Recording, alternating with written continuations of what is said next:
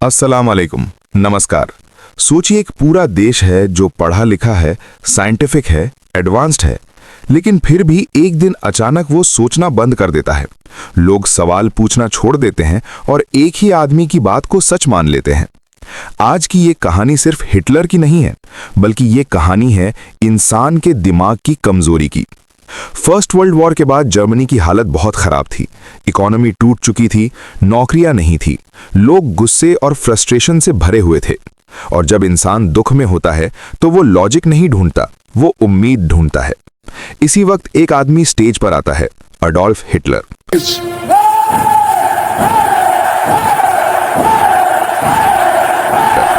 Hitler के पास कोई solid plan नहीं था, कोई डेटा नहीं था, कोई सोल्यूशन नहीं था।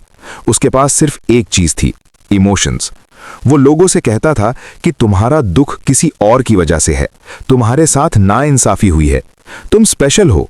और जब कोई आपको स्पेशल फील कराता है तो आप उस पर भरोसा कर लेते हो। हजारों साल पहले एरिस्टोटल ने कहा था कि लोगों को मनाने के 3 तरीके होते हैं, ईथोस, लोगोस और पैथोस। ईथोस मतलब अथॉरिटी, लोगोस मतलब लॉजिक और पैथोस मतलब इमोशंस। हिटलर ने लॉजिक और अथॉरिटी दोनों को साइड में रख दिया और सिर्फ इमोशंस का यूज किया। जैसे एडवर्टाइजिंग में होता है, अगर मैं कहूं कि इस टूथपेस्ट में फ्लोराइड है तो ये लॉजिक है, लेकिन अगर मैं कहूं कि इस टूथपेस्ट में देश का नमक है और इसे यूज करके प्राउड फील होगा तो ये इमोशन है। पॉलिटिक्स में भी यही होता है, इमोशन हमेशा लॉजिक को हरा देता है। हिटलर के स्पीचेस में कभी डिटेल्स नहीं होती थी।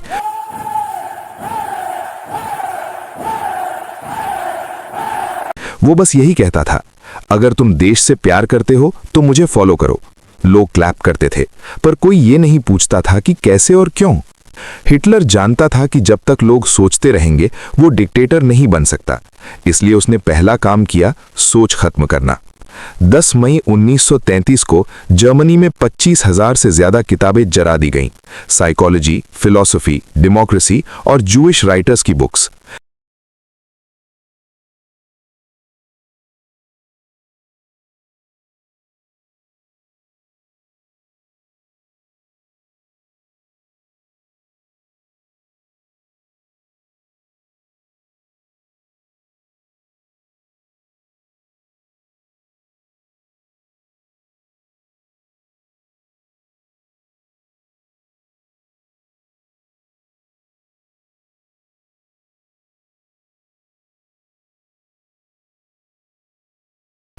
मैसेज सिंपल था, जो सोचेगा वो दुश्मन है। जब किताबें जलती हैं तो सिर्फ कागज नहीं जलता, लोगों का दिमाग जलता है। फिर साइंस की बारी आई। फेक रिसर्च पेपर्स निकाली गईं जिसमें कहा गया कि जर्मन रेस सुपीरियर है और बाकी सब इंफीरियर। झूठ को साइंस बना दिया गया। यूनिवर्सिटीज पर कंट्रोल कर लिया गया। जो प्रोफेसर सवाल पूछता था उसकी जॉब चली जाती थी। धीरे धीरे सच बोलने वाले लोग चुप हो गए। लेकिन एक आदमी था जो नहीं डरा, एल्बर्ट आइंस्टाइन। आइंस्टाइन ने खुलकर नाजी आइडियोलॉजी का विरोध किया। उसने अपनी जॉब छोड़ दी, अपनी सिटीजनशिप छोड़ दी और कहा कि मैं उस देश का हिस्सा नहीं बनना जहां इक्वालिटी नहीं है। हिटलर के कंट्रोल में मीडिया ने आइंस्टाइन को देश का दुश्मन बना दिया। उसके खिलाफ झूठी खबरें छापी गईं, कार्टून्स बनाए गए और उसकी जान पर इनाम रख दिया गया। आइंस्टाइन को जर्मनी छोड़नी पड़ी, पहले बेल्जियम और फिर इंग्लैंड जाना पड़ा। उसके एक दोस्त को नाजीज ने मार दिया। इसके बाद आइंस्टाइन छुप कर रहने लगा, लेकिन वहीं बैठकर उसने दुनिया के लिए साइंस लिखी। हिटलर की सबसे खतरनाक टेक्निक थी फेक एनिमी बनाना।